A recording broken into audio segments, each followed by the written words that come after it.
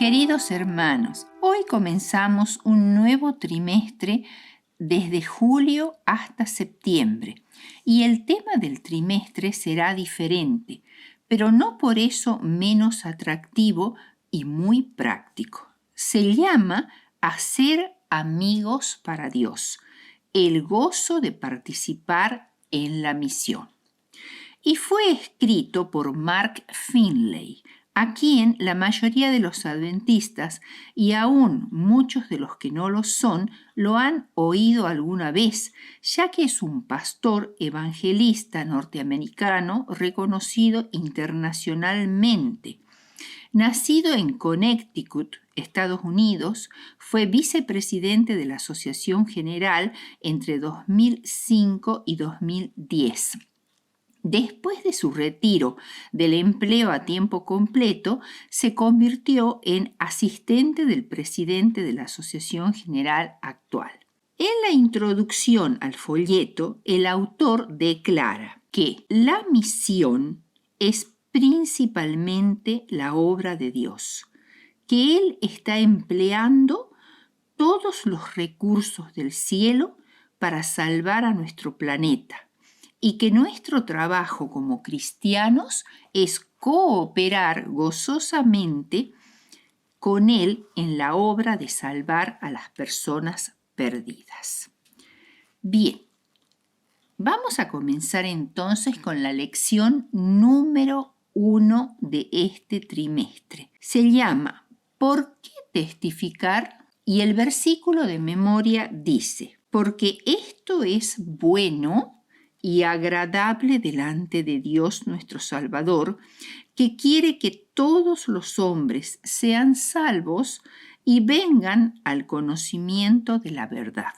Está en 1 Timoteo 2, 3 y 4. El versículo de memoria nos habla del gran anhelo de Dios. Él no tiene un deseo mayor que nuestra salvación. Nadie podría salvarse si Dios no tuviera el propósito inquebrantable de perdonar y restaurar a los pecadores arrepentidos. A diferencia de los dioses paganos, crueles e indiferentes a las necesidades de la humanidad, a la cual consideraban sus sirvientes y hasta sus juguetes, y que exigían sangrientos sacrificios humanos, Dios es un Dios de amor ilimitado, dispuesto a sacrificarse a sí mismo para salvar al hombre.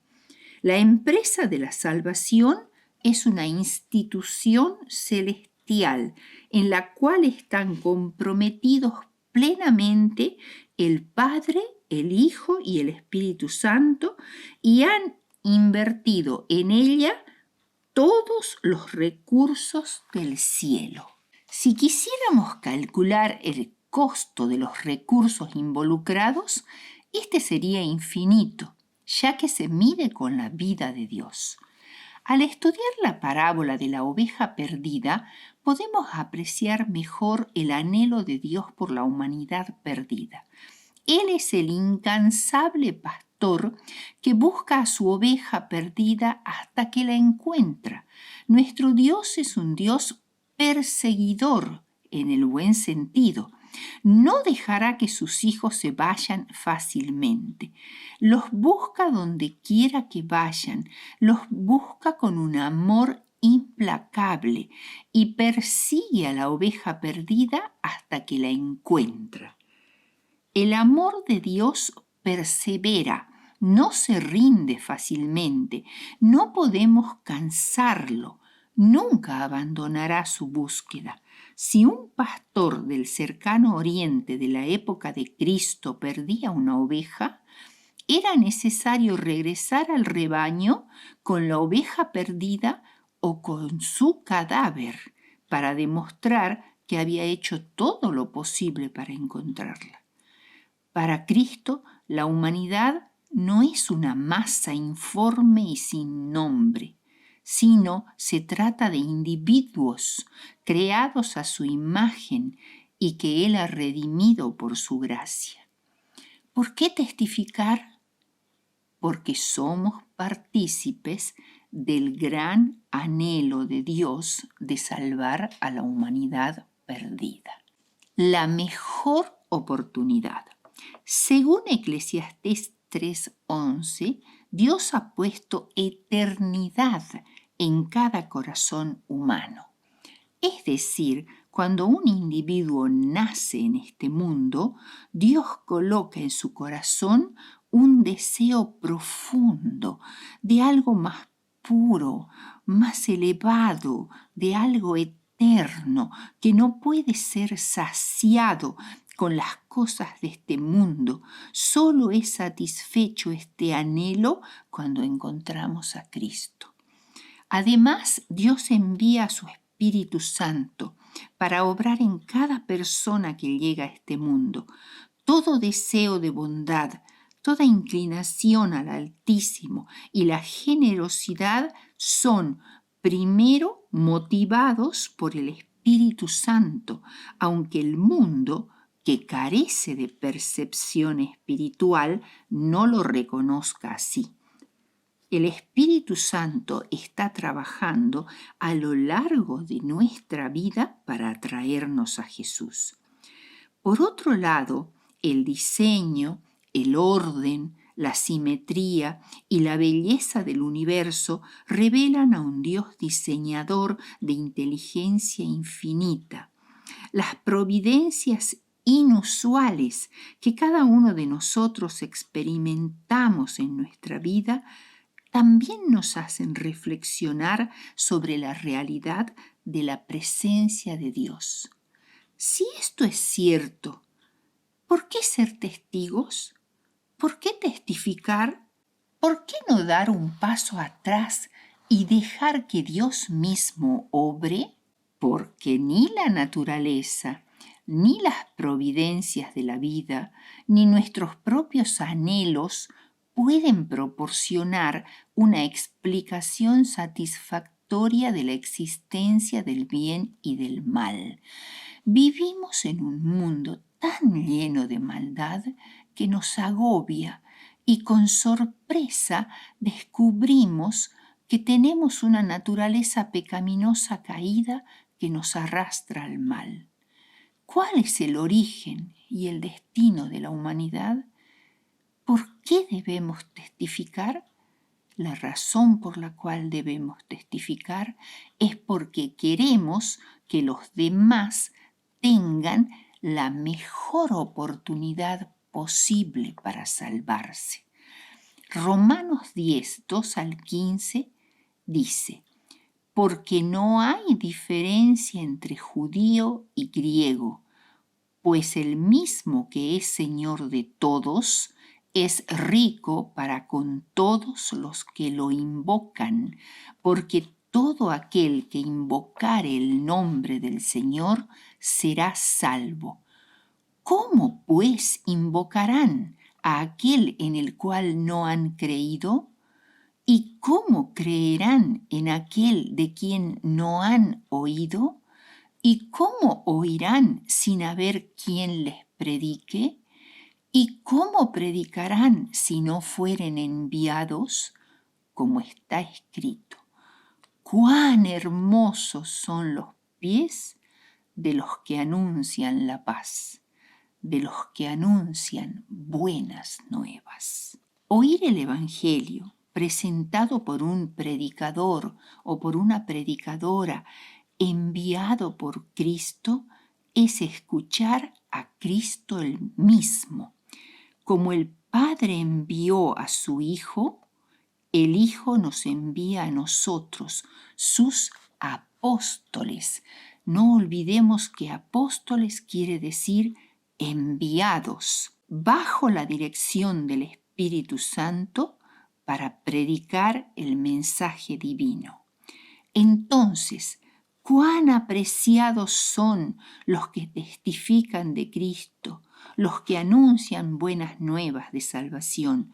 No hay mayor testimonio que el que puede dar un ser humano que fue pecador, que estuvo perdido en las tinieblas del error, que ahora testifica por medio de la palabra de aquel que lo llevó a la luz y lo salvó. Su experiencia de transformación tiene un poder irresistible. Dios podría montar un espectáculo deslumbrante por medio de sus ángeles. Podría escribir con letras de fuego su mensaje en el firmamento.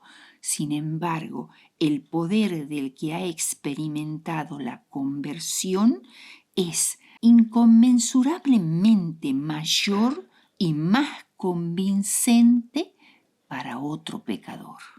Contribuir al gozo de Dios. ¿Por qué testificar? Para llevar alegría al corazón de Dios, y porque hay gozo en el cielo por cada pecador que se arrepiente. Este es un gozo inenarrable que conmueve a todos los ángeles. Cuando el pastor regresa después de la dura noche de búsqueda con su oveja en los hombros, al llegar a su casa reúne a sus amigos y vecinos diciéndoles: «Gozaos conmigo, porque he encontrado a mi oveja que había perdido». Cuando la mujer que ha perdido su moneda después de una febril búsqueda por toda la casa, llena de alegría reúne a sus amigas y vecinas y las invita: «Gozaos conmigo porque he encontrado la dracma que había perdido». Cuando el padre se reencuentra con el hijo pródigo, le dice al enojado hijo mayor: «Era necesario hacer fiesta y regocijarnos, porque tu hermano, era muerto y ha revivido, se había perdido y es hallado». Cada día escuchamos noticias sombrías de miles que mueren de enfermedades como el coronavirus o los accidentes automovilísticos, de miles que son asesinados cruelmente o torturados hasta morir, de niños que mueren de desnutrición o por el maltrato de sus propios padres, de víctimas del racismo, del salvajismo de las guerras, y generalmente somos indiferentes ante esta pérdida arrasadora de vidas. Sin embargo, en el cielo hay un gozo indescriptible por uno que se arrepiente y es salvado. No importa cuán insignificante, pobre o ignorante el mundo lo considere. Cambiemos la óptica de esta tierra lóbrega y cruel a la atmósfera de gozo y alegría del cielo. Contribuyamos al gozo divino y a nuestro propio gozo por medio de la testificación. Crecer en la experiencia espiritual. Nada contribuye tanto al crecimiento espiritual como la testificación.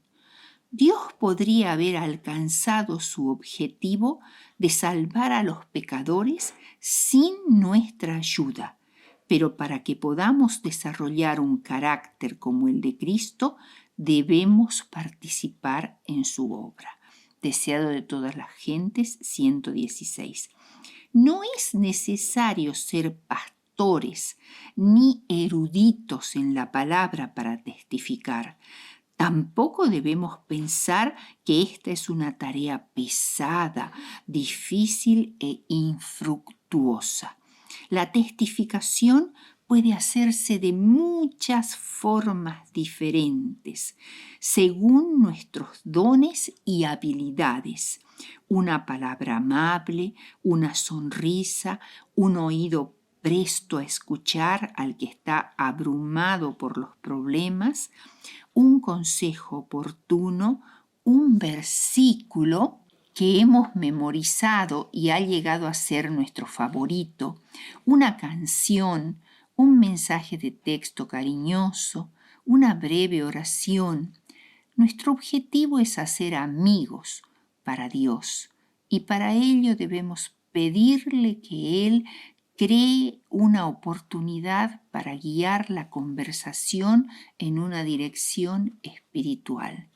Si lo practicamos, seremos cada vez más sensibles a las oportunidades y a las puertas que Él abre. Motivados por el amor. Segunda de Corintios 5, 14 y 15. Porque el amor de Cristo nos constriñe, pensando esto, que si uno murió por todos, luego todos murieron, y por todos murió, para que los que vivan ya no vivan para sí, sino para aquel que murió y resucitó por ellos. Muchas veces sucede que no tenemos una verdadera comprensión del amor de Dios.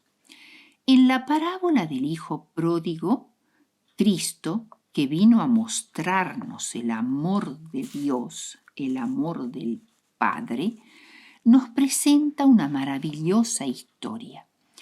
Un padre adinerado que tiene 2 hijos a los que ama profundamente. Sin embargo, ninguno de los 2 hijos entiende el amor del padre ni lo agradece. El hijo menor creía que su padre era demasiado estricto y lleno de reglamentos que coartaban su libertad. Él estaba convencido que como hijo tenía el derecho incuestionable de aprovechar todos los privilegios por ser hijo, pero sin llevar ninguna de sus responsabilidades. Después de pensarlo un poco, decidió que lo mejor para resolver sus problemas era abandonar el hogar e irse a vivir lejos a su antojo. Para ello exigió al padre que le diera su parte de la herencia, lo cual equivalía a un rechazo total de la autoridad del padre y era prácticamente un despojo en vida de los bienes de su padre. El padre, que según el relato aparece como sabio, comprensivo, justo y misericordioso y muy razonable, podría, según la ley y con toda razón, haberse negado a una exigencia tal. Sin embargo, accedió, lo cual demuestra su buen juicio y que no tenía una actitud intransigente. Como este era su hijo menor, le correspondía la 1/3 parte de la herencia y las 2/3 partes restantes le correspondían al primogénito para hacer frente a las responsabilidades de la primogenitura. El padre debió hacer un procedimiento legal, partir sus bienes en 3 partes, dar 2 de ellas al mayor y la restante a su hijo menor, que alegremente lo convirtió pronto en dinero y partió a una provincia lejana a gozar la vida. Cuando al fin regresó, cubierto de harapos, sucio, maloliente, descalzo y muerto de hambre, su padre ordenó a los sirvientes, antes que lo vieran, «Traigan ya el mejor vestido».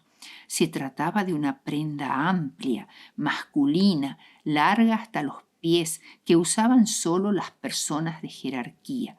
Mientras llegaban los sirvientes, el padre se despojó de su propio manto y lo cubrió para evitarle la vergüenza de ser visto así por los sirvientes.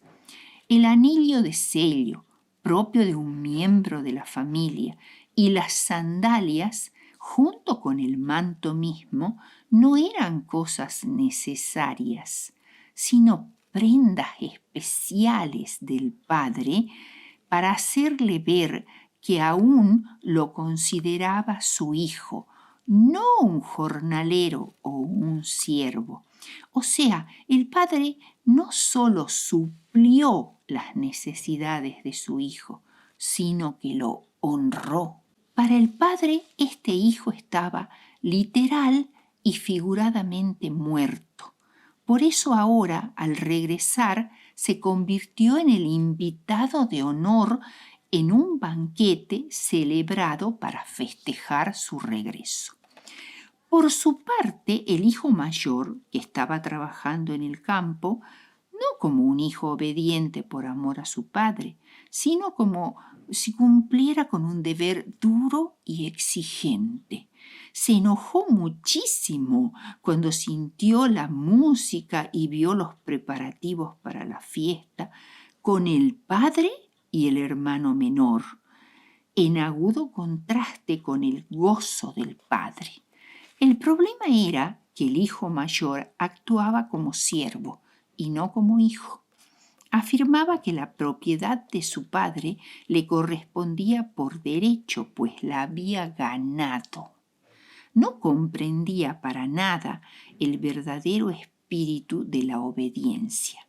La suya era una obediencia externa, servil, para ganar la recompensa. Estaba celoso de su hermano y consideraba que la propiedad de su padre ahora le pertenecía legalmente a él y temía que su padre se la diera a su hermano despilfarrador. Hasta el becerro gordo era suyo. En lo íntimo envidiaba a su hermano por la vida de aparente libertad y lujuria que había llevado. No se había gozado en el servicio ni en la compañía de su padre. Pero su padre le dijo así: «Mi querido muchacho, tú siempre estás conmigo y todo lo mío es tuyo». El menor no había estado siempre con él y esa era la razón de la fiesta. El padre no había sido mezquino, ni los derechos de la primogenitura serían afectados por el retorno del hermano.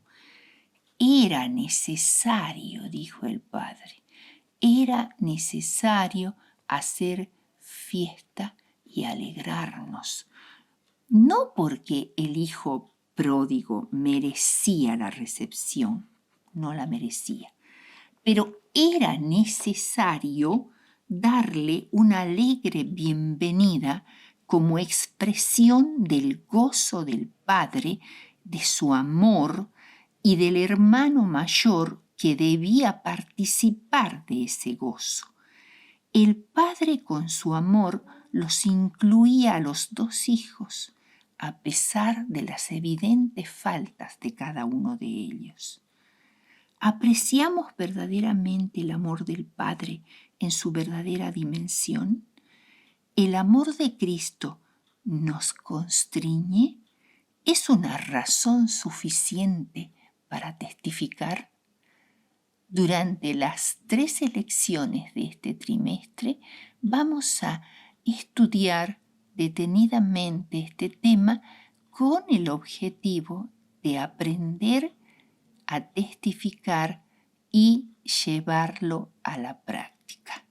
Ojalá que todas las personas que puedan escuchar esto sean motivadas a estudiar la palabra y además a hacerlo, a llevarlo a la práctica, que es la mejor manera de aprender. Que Dios los bendiga a todos.